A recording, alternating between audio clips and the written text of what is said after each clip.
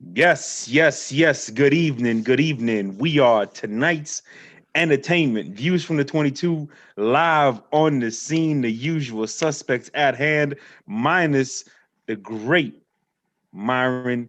Dropped the fade away. Oh, I messed it up. M Got to dropped the the. J I because messed the it up. I fadeaway tried. is I tried perfect. to say it in like a legally government way, and it just didn't work. We stumbling and fumbling out the gate, but that's all right. We got plenty more snaps to go. Let's dive into it, fellas. Week 10 is kicking off with a bang, and it is ending. I mean, week 11, boy, another. I'm Zeke Elliott tonight. Week 11 is starting off with a bang and ending with a bang. You got tonight Seahawks Cardinals, Wild Wild West showdown. Monday night, another NFC West game, our team with the Rams versus the Buccaneers. That's going to be a tremendous showdown. Aaron Donald versus Tom Brady, and Dominican Sue versus his old team. Just a great matchup across the board. Jalen Ramsey versus whoever in the blue hell they decide to match him up on, whether it's Evans or AB. We shall see. He may even see some snaps on Gronk in the red zone. But there's a whole lot that we're gonna get into over these next few days. We usually do two, three shows. Three shows between Thursday and Monday. We might have to throw a fourth one in there if we get the time because there is a lot to cover, and we want to start throwing some film on the channel and across the platforms as well. If you haven't been following us yet, we are on Twitter, we are on Instagram, we are on YouTube, we are on Facebook. The Scene. Just type it in; it's gonna pop up. Scene underscore the on Twitter, and the dot scene on Instagram. If I remember correctly, I could be wrong though. Anyways, fellas, let's just dive into it. Jerm, let's just start with you. What's on your football mind tonight? I mean, I'm just bird watching. Got a couple. Bird's eye. I got a clear view. I'm seeing some things. I'm seeing some short quarterbacks. We got a couple shorties in the game. Mm-hmm. You know, um, who struggle to be able to see over the offensive lines. Obviously, they both need to get outside the pocket, or they need to drop back further in the pocket to be able to create throwing lanes. Besides that, I just we got a Lamar Jackson study coming out, y'all. I'm gonna let Uh-oh. y'all know now. Uh-oh. It ain't looking good. I'm in the first quarter of a couple of games, and I already got timestamps. Uh-oh. So that means we got wide open receivers that we're not even throwing the ball to. We got wide open players. We don't understand leverage. We don't understand pocket ability. We don't understand what's going on around us. We don't understand anything as a quarterback. And we got people still talking. So y'all want to talk? Y'all want to put narratives out there? Uh-oh. Here I am, bird's eye. I got a clear view. I got that all 22 view, and it's not looking good. Uh-oh. And that eye in the sky, what it don't do is it don't lie. It don't tell them don't fabricate It things. does not. It does not. Dion Lamar will be slandered until Lamar comes out and says that it's not the receiver fault, that it's his fault. Um, with that being said, that's really that. Other than that, um, I actually want to start to look at some of our up and coming players coming out in this current draft. So be on the lookout. Couple more weeks, and it's gonna be starting to transition in the scouting season. And that's when my lab view will be Ooh. tainted more about Oh some of these yeah. young guys, Oh yeah. because we'll know what everybody is in the next couple of weeks, and then I'll know pretty much who's going to win the Super Bowl or who's going to be contending for it. I need about 2 more weeks. You know what, Jerm? That's pretty interesting that you mentioned that about the Super Bowl. You said 2 more weeks. I'm a, listen. A couple weeks ago, I felt confident about who I thought was going to make it.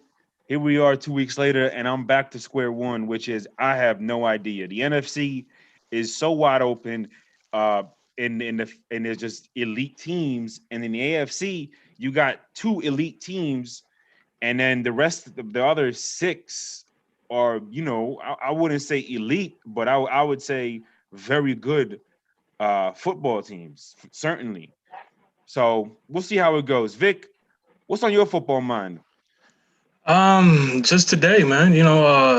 Today's game should be a very good, interesting Thursday game because it should be good in a sense where you got two good teams that should be contending for a playoff spot, and also interesting because we have a situation where we have a quarterback that's been struggling the last time he Mm-hmm. played.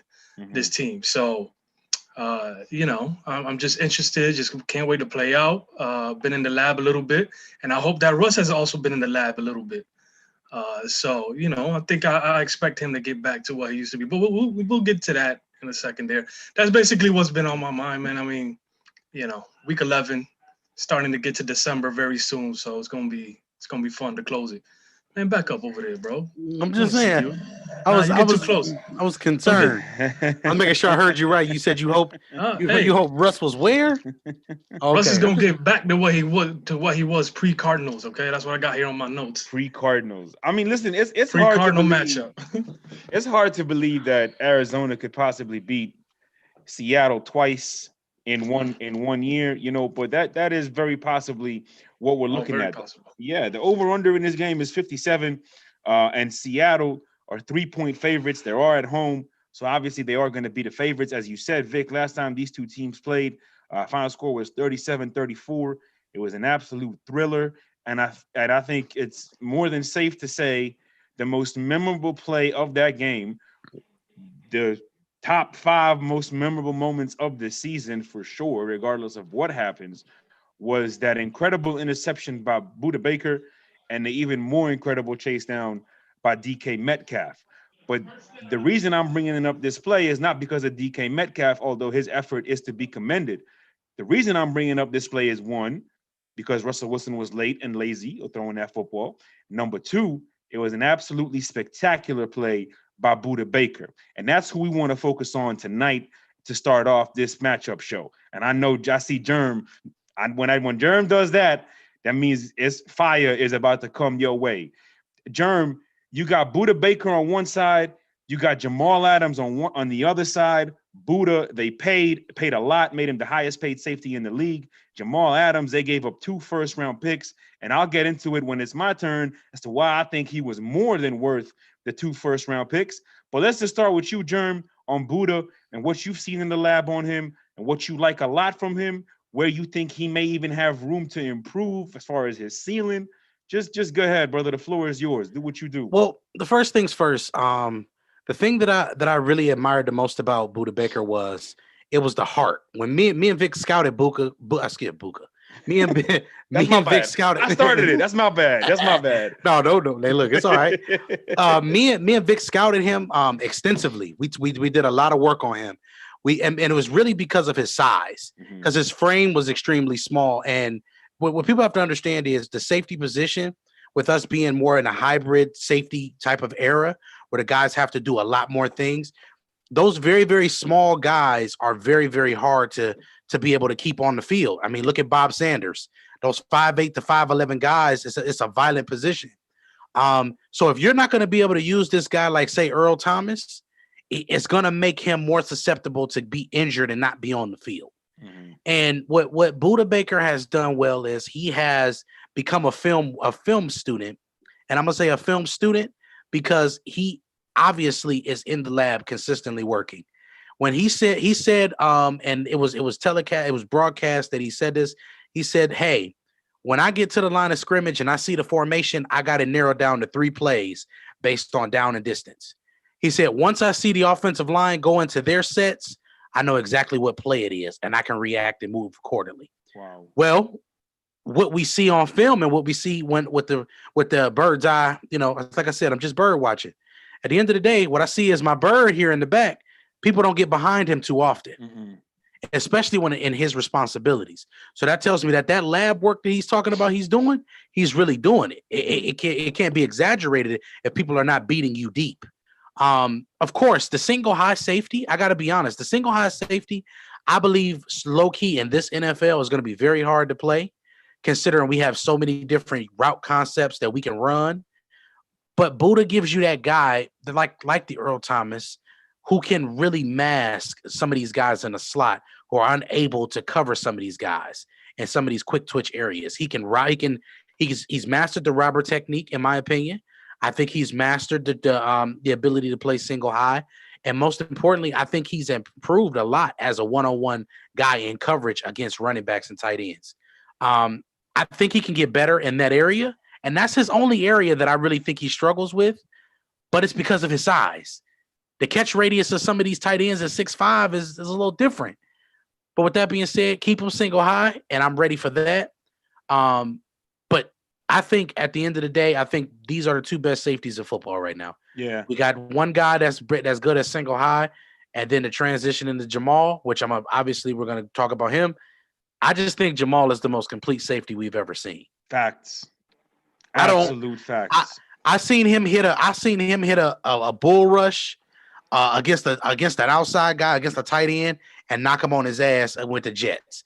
Then now I'm starting to see the rip moves. I'm starting to see the swim moves. I'm seeing the whole kit and caboodle. We already know that he can do everything else. I got to be honest with you. This dude is tremendous. And hey, look, he makes it hard. What makes this hard for Mo, I'm going to transition this and segue this into Mo. I'm gonna do the right thing here. What makes it hard to argue against 2 first-round picks is Pete doesn't draft good in the first round anyway. So it's not like you're losing anything by getting a for sure fire Hall of Fame player, a caliber player, even though I do think he's put enough on film already to get that golden jacket. But Vic, I'm gonna pass it to you. Buda Baker, Jamal Adams thoughts, then we get it to Mo. Yeah, remember we were scouting him heavily in Washington because they also had Sidney Jones and Kevin King at the cornerback position.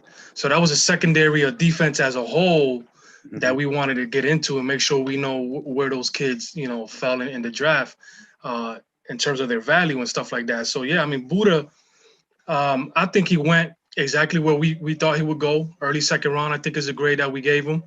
Obviously, he's playing better than that. You can argue he's playing at a first round value. So he has been impressive, like Jerm alluded to. He is, it seems to be in the lab, and that's something, as I change to Jamal Adams, that's what I had on my notes for this game is Jamal, they're going to have to, if they could put him on some spy, if they could put him on some contain, if they could put him on some edge type of, or a force player, meaning somebody that's going to, help set the edge, whatever they can do to contain Kyler Murray, to keep Kyler Murray in the pocket and make him pass more and rush less, the Seahawks defense can try to do something if they use Jamal Adams in that kind of role in the box. We'll see how they have it planned out. But to me, I think at this point, as bad as this defense is the best opportunity they have is to use Jamal Adams, man, because Kyler will have another 100 yards rushing. I'd rather have a situation where put your best player in the box, watch that quarterback, and let the secondary, the rest of the secondary players have to cover at this stage. Because this defense, other than Jamal Adams, has been horrific. So, and he was not available for the last game.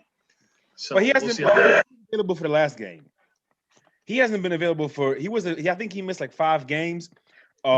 Vic, if you look at what they have been doing with him and what they want to do with him, it is more than clear that Pete Carroll fully understands what he has in Jamal Adams. You want to know what the number one sign of that is? Pete Carroll is blitzing. Pete Carroll is disguising. Pete Carroll is playing various forms of coverage. Okay. Bill Belichick will tell you, Pete Carroll has been running the same defense for over 4 decades now until he got Jamal Adams. I'm not exaggerating. Go watch 40 years worth of film. Pete Carroll is who he is. He's going to run his defense. This year, they got a wild card, and you got to put that player in the best position according to the situation. The great thing about Jamal is whatever you think is the strength of that offense in that situation, that's where you want to put Jamal Adams. And he is capable of moving around throughout the entire ball game.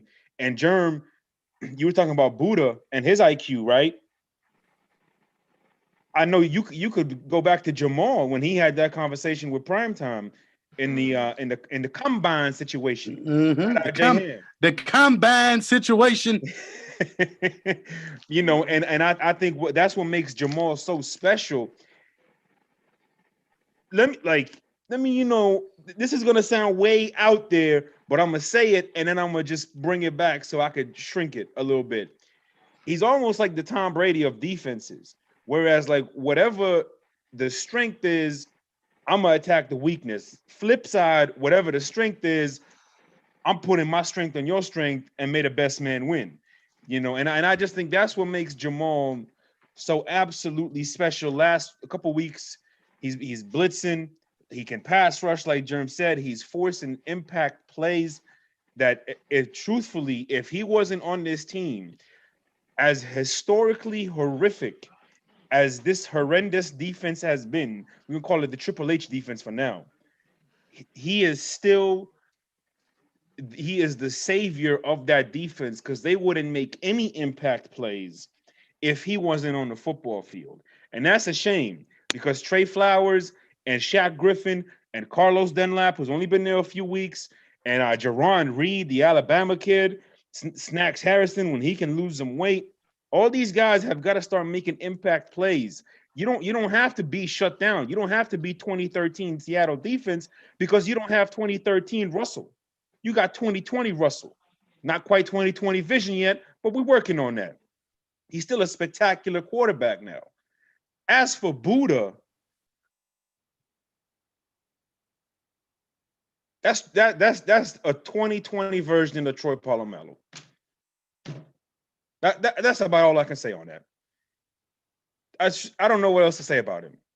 I mean, it's not much else that you need to. It's not much else you need to say. That needs to be mentioned that we haven't mentioned yet about him. He can play slot corner. I mean, that coverage is the only area that you can improve on. But can I be honest? Coverage is an area that every corner can improve on. Hey, amen. Hell, even Jalen can improve sometimes. Yeah. Like even the best DB, like Jalen Ramsey's the best DB in football. Mm-hmm. Gilmore would be the 1B to that conversation, the second player, whatever. But those two players, even they can do better sometimes. Mm-hmm. So it's not like you can't, like, come on, bro. Because this is really simple. It's a position that, first of all, and with the rules, bro, we just got to be honest. It's hard to play defensive back in the National Football League. It's hard. Yeah. But I mean, I'm not about to kill these guys for that, but the versatility is incredible. This dude does everything. He sells popcorn, sells the cars around the city. I mean, for oil changes before the game. It just is what it is. Yeah. The dude is incredible. Him and Jamal, they do it all. And that's just what it is.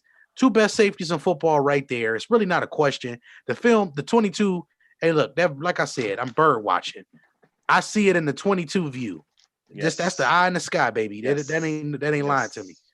Shouts out to the people in the comments real quick. Dion, I'm not gonna be mad at you for Jesse Bates. I'm gonna tell you this about Jesse. It's just certain things Jesse can't do that Buddha does. And that's the one thing that the biggest thing about Jesse that separates him and Buddha right now is Jesse is not the film guy, obviously, that Buddha is. And you can tell. Yeah, and you can tell. You can tell. But that doesn't mean that Jesse is not good. I think Jesse's top 3, 4. 5. I think at the end of the day, that I'm not gonna even say 5. I think Jesse, just to give the man credit. Sure. Jesse is playing exceptional. And I told y'all this year, I said when the Bengals got Von Bell, I said that's the missing piece for Jesse to be able to be Jesse. Mm-hmm. I thought Von was an excellent addition to that Cincinnati Bengals secondary, and I just thought that they need to improve the corners. The corners have fell down, but the safety play has improved, and that's the key thing. But man, look, this is just 22 views. It's nothing spectacular. We're gonna pay homage to those who are doing great. I just want y'all to know, man, it's a lot of good football being out here being played. It's a lot of it. We just got to catch these guys, not the guys all the time that PFF tell you, because I can show you Andre Thomas is not as bad as PFF says. He's just playing on a bad offensive line unit, which doesn't help Andrew either. Thomas? Yes, Andrew Thomas. Yeah. He could play better, of course, but he's a rookie. You know, Jedrick Willis, they say, is playing the best left tackle out of all of the rookies. I can argue and say that's close to true, but at the same time, I like a lot of these young kids. A lot of them have come in and shown that they can play left tackle, and that's just from watching the film. So, I'm gonna talk about another player in the game that I think is important. Yeah, we're gonna get to that. But let's go ahead. I'm gonna pass it back. Yeah, just real quick about your point about Seattle and those first round picks. I'm gonna just read you some names as to their last couple first round picks. Jordan Brooks, LJ Collier, Rashad Penny, Jermaine Ifedi, and that's really about it. 2017, 2015, 2014, and 2013, they didn't even have a first round pick in those drafts. And out of all those guys I mentioned, Rashad can't see the field. Jermaine is no longer on there. We'll see what Jordan and LJ do. But I certainly think with their track record, they were not going to get two more players that would have an impact quite the way Jamal Adams is having on this, again, historically horrendous, horrific football defense. Um, quarterbacks, quarterbacks. You see Vic smiling a little bit. See, we can start seeing his teeth now. Let this Vic, guy go first. no, Let this no, jerk go no, first. Let that no, jerk go no, first over there. no. The Oh, people oh. want to hear from you, Vic. You're in Listen. Russ's laboratory. Hey, Germ. We got somebody in the comments saying they want to hear from Big Daddy Vic. Well, what they Where call? at, yo? What he say? What he call himself? What he call himself in that message? Daddy Vic. Yeah. First of all, let's make that Daddy clear. Vic. That was in a Vic. group chat, It doesn't matter. You okay? said And it it. was an Hey, inside. It was an inside joke, okay? Vic, don't be upset because your text message was put on the Summer Jam screen. Okay, that is your fault. But go ahead, sir. Listen, Kyler Dad. Murray, Russell Wilson. You got two spectacular quarterbacks. Listen, A little bit of what's that name? What's that dude's name? I can't believe this. A little bit of Frank Tarkenton, a little bit of Randall Cunningham. There's a little bit of everything in these two spectacular playmaking quarterbacks. The reality is, since Dion Reed is in the comment section, the reality is Lamar and Kyler are the two quarterbacks that Ravens fans are hoping number 8 could be. But go ahead, Vic. What's your thoughts on these two quarterbacks facing off tonight and their 2020 season so far? yeah, like I said, man, in my notes I put Russ just got to get back to what he was before the Cardinals. Just basically taking over games, but not turning over the ball. Being a stop, because you'll get your turn. You will get your turn. Okay. It's just again, to me, he's trying to do more than he needs to, and even do more than he has to, because this offensive line has gotten better. Okay, there is some occasions where they are not blocking, but they've been better than before. They have been better than before. Okay, they're not the worst offensive line like they were, a couple years back. So nope. He needs to get on. He needs to just stay disciplined and continue to trust what he sees when those lanes are open for him. Tyler Lockett. Okay, it's not like this is one of the best receivers in football right now.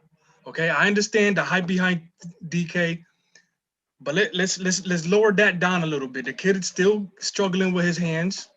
Okay, he's still dropping some passes, and there's times where he's not finishing routes.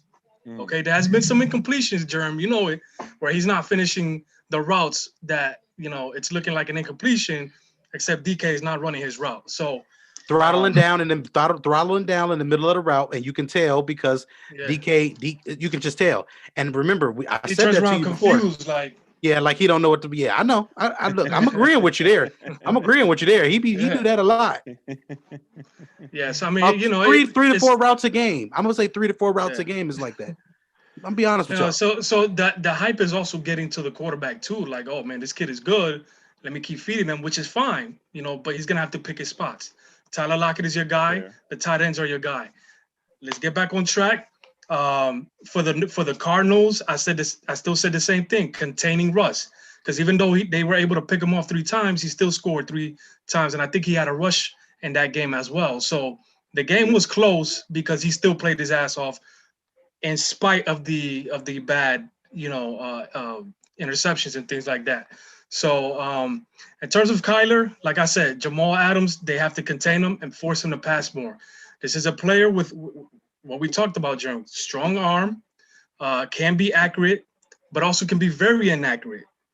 Can also have the ball sailing on him and stuff like that. So if they're able to contain him, not let him do all the scrambling and things that he does, where he's averaging almost 100 yards now a game. Let's try to keep him and force him to make some passes and see what happens there. I mean, look, I think you got a real good point. about Russ going back to basics, but Russ also still has to improve on his fundamentals.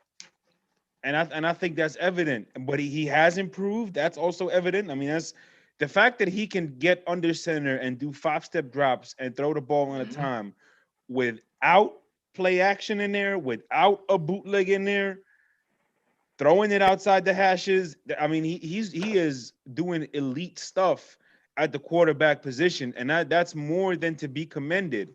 But when you are as valuable as you are to your squad, Russell, shout out to the Russell, the stand-up comedian. When you are as valuable as you are to this offense, you got to make smarter decisions. I got no issues. I say this all the time. Interceptions are an overrated stat, just like sacks. Interceptions are an overrated stat. Not all turnovers are created equal, right, Germ? But I think for Russ, he has some just bad boneheaded turnovers, and he needs to eliminate those. He undoubtedly needs to eliminate those, and this is a key game where we can see if he can keep that out. And ironically, Germ, Kyler Murray has the same issue. We saw that in the Detroit game, and I think that's the game that sticks out most to us in this Cardinals season, because that's a stain on their season, and we will see how it impacts them come week 15, 16, 17. But Kyler as well has to improve on those timely turnovers. Your thoughts, Germ? When it comes down to Kyler Murray, here's something that's underrated about Kyler that I want to make sure that I highlight real quick. Him and Russ both do something very well, and they're very similar actually in one way. They both do an exceptional job of throwing outside the numbers and deep. I don't understand what it is, but some of those deep passes that these dudes are making, they're exceptional. They're incredible. Like you couldn't walk it down the field and hand it to some of these folks better. And that's something that they do exceptionally well. But where they both struggle is 3-step drop, 5-step drop, get the ball out. Number one reason why they struggle is because, number one, the big thing that I'm noticing here is, especially from the shotgun. From the shotgun, when they catch the ball, sometimes they're getting low snaps from the center. So imagine that. You already got a low center of gravity. You get a low snap. That's a bar. But you get, you're getting low snaps. You got a lot of things going on, a lot of moving parts and those such things. It's just, I see a lot of things similar, and a lot of the reason why that Kyler struggles is more or less because I think he gets a little too full of himself in the middle of a game. Oh, wow. I think he starts to feel himself because if you look at, I think now, and this is something too that I'm trying to monitor it, because you're trying to watch the body language. Sure. When Kyler is cooking, it's almost like you think you would think Kyler was 6'4". But when Kyler is struggling, he's the one that's on the bench, on the sideline, angry, irritated, struggling. Yep. All those other things. Yes. Yeah. Meanwhile, Russ is always kind of, you never know what he's thinking. You don't know what he's thinking. He's straight, it's even killed the whole game. Yeah. And that's something that I really wanted to cover right there, because Mo, you set that up so nice, because I'm gonna be honest with you. I think that's the difference between them, and I think that's what Kyler has to work on. Okay. Because as a leader, we got to make sure that whether we got 10 touchdowns or we got 10 interceptions, we got to keep the same understanding, because the guys around us still feed off of the quarterback. Amen. Okay, so we're still talking about a young player, though. You know what I mean? Like he's gonna develop, so he still has the upside, and the thing is, like with Russ, man, like he has progressed every year. You know what I mean? Just when you think he has hit a ceiling, or if he had a ceiling, if that ceiling was limited, he continued to break through it. And I think like Mo said, just again keeping that consistent composure, that consistent level of play throughout a game, throughout the season, is gonna break him through that elite legendary status. If not, he'll just stay as top 3 or top 5 that season, kind of thing. Look, again, I think you guys all bring up great points about these two quarterbacks. The one thing that will not be denied, they both got to play well consistently for their teams to be successful. And I think both of these quarterbacks have some playmakers that are elite and playmakers that are nightmare matchups every single Sunday, and they need to continue to utilize those guys to their advantage.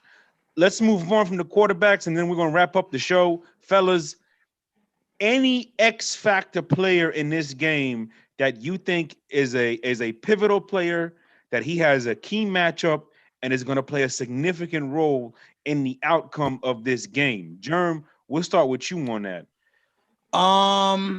You said you had a player in mind that you want to talk about. Bobby Wagner is important here too. Mm-hmm.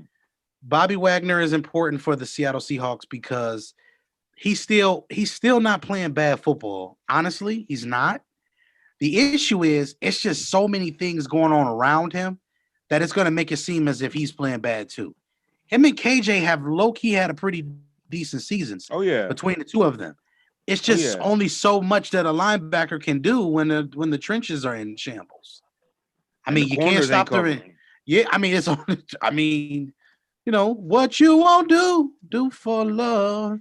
You tried everything, but you won't give up. I mean, they may as well just give up. It's just bad. It's bad out there. It's bad out there. So I just want y'all to understand. Bobby is playing well. We need Bobby today. Why do we need Bobby? He's a key part of why the Seahawks can win this game. Key part. The other part for the Cardinals, I'm gonna be honest. This is what you drafted Isaiah Simmons for. These type of games. Put the battery in his helmet and say, Optimus, call on the Autobots. Let's get in pursuit. Yes. That's what it's what it's time for. Those are my two guys. Vic, same question to you. X factor in the game. Key matchup. Yeah, besides the guys we talked about, right? Yes. Because Jamal's gonna be a key factor. Of course. But for the Seahawks, any word on Chandler Jones and what happened? What's going on with him? He's Arizona. He's you out mean? for this. Yeah. Yeah, he's done for the year, bro. Done for the year. Okay. Yeah. So I mean, because even though he's missing, the Cardinals have been able to create a decent pass rush. Obviously, it would be much better with him available, but I think that Dwayne Brown for the Seahawks, the left tackle, is a key, because again, Russ needs a pocket. Russ needs some passing lanes, so he needs to contain those guys. They got Hassan Reddick, they got Isaiah Simmons at times rushing, so they're gonna throw in a different types of rushers at you. So Dwayne Brown and that Seahawks offensive line, man, just pass protection. Yeah. So I think that's a key player. For sure. I think both of you guys brought up some very key players. Obviously, the two linebackers on both sides, the quarterbacks of their defense. And then Vic, I mean, no beef, no Lombardi. Dwayne Brown has been a huge reason why that offensive line has looked so much better over the course of the last 2 to 3 seasons over there in Seattle. Key matchup for me in this game, just to touch on them a little bit, I guess, just because we don't want to go this show without mentioning them, it's the receivers. I think this is going to be one of those games where whoever gets the ball last is going to win this game. And ultimately what's going to have to happen is these receivers are going to have to make a play. Crunch time, DK Metcalf, Tyler Lockett, Larry Fitz, and DeAndre Hopkins. That's the only way we're going to pronounce his name from now on. Those are obvious ones. I mean, you guys mentioned True Key Labs. I'm just going to mention the more obvious ones just because we don't want to go to show without mentioning these 4 spectacular players. Dynamic in their own right, present unique challenges. Both duos do. You can do so many different things with them. They can run just about any route you want them to between each duo. It's just playmakers left and right on both sides of the ball in this game. And that's what makes it so hard to pick, because if I had to just take all the blinders off and just look at the lab, just look at the trenches, just look at who's the more efficient football team, the edge will go to Arizona. Number 1 in yards per game, number 1 in rushing, better than Seattle on third down, top 5 in red zone offense. The edge just goes to Arizona. But it's hard to believe that Arizona is going to beat Seattle twice in a month. That's just hard to believe considering the playmaking ability of Russell Wilson and Jamal Adams on both sides. Because of that, and because of the fact that I think whoever gets to get the ball last is going to win, give me Seattle to win this game 38-36 Seahawks. Germ? This is so hard for me for two reasons. First thing is, my first prediction of the year was I thought the Cardinals would win the first matchup, and then the Seahawks would win the second one, obviously, because it was late in the season. After the game that we seen last week, them coming off that high of that game, I think highs like that carry over a couple of weeks. You know, that's that doop doop doo doo. Mary Jane, I love you just. Let me get give me Kyler Murray and the Cardinals. Ooh, I knew you were going to go with them. I knew you were going to go with Give me the Cardinals 29, Seahawks 24. Okay. 29-24. I got you. This is a hard game to pick. This is an impossible game to predict. Vic, what you got? So you're keeping it under, what is that? Is that under 50? What did he say? 29-24? 29-24. No, that's 53. Okay. So I see a high scoring game. I think they're going to go over 60. Like Mo, I think we got something around 37, 34, 38, 35 kind of thing. But yeah, I'm going to go Seahawks, bro. You know that. I have to. I think that Russ has been in the lab. Okay. You know, so I think that he took some nice yoga classes with Sierra, hopefully here in Seattle the last couple of days, and he's relaxed and ready to go today. Ladies, I just want to say, ladies, I want to give Vic a shameless plug. He is so faithful. If you're looking for a good guy, looking for a good man, that is clearly the guy to go after right there. He's so faithful. He gonna support you even when you're wrong. Even when you're wrong, Vic gonna be the one to say, "Baby, I know you're wrong, but you're still right." I just want you to know. So just this is my shameless plug for him. He's single. I mean, this is my single brother right here. Come and get him. Cut the lights. Cut the tape. I see Marianne. Marianne say, "Cut the tape." Knife. Dog. Why did you do that? Freaking Cupid over here. Yo, this is crazy. Oh my God. Daddy Vic. Yeah, Daddy Vic. Daddy Vic. Free Vic. Facebook. Free Vic. Facebook. Free Facebook. Hey. One more day. Shout out to everybody in the comment section. Tanya, Siobhan, Jay Ham, my brother. Glad you are well, sir. Matt Wallet in the building. What's going on, Matt? What was it? Binky? Where's Binky? Where's Binky? So true. Hey, Clark in the building. Josh Storms in the building. Ty Sean in the building. Find me a fine. Catch me a catch. Hey, we appreciate everybody who tuned in. Shout out to everybody who rocked with us last night on the 94 Feet of Life draft show. Remember, tomorrow is the reaction to the draft show. That's not going to be 4 hours, we promise. Although we could give you 4 hours if that's what you really want. It's going to be about 60 minutes of just pure hoop reaction. And then you, of course, you got the best pregame show in all the land kicking off 11:30 Eastern. Subscribe to the best sports network on the internet. Mo Schefter, Germ So True, Vic Jr., shout out to the crew. Take us home, True.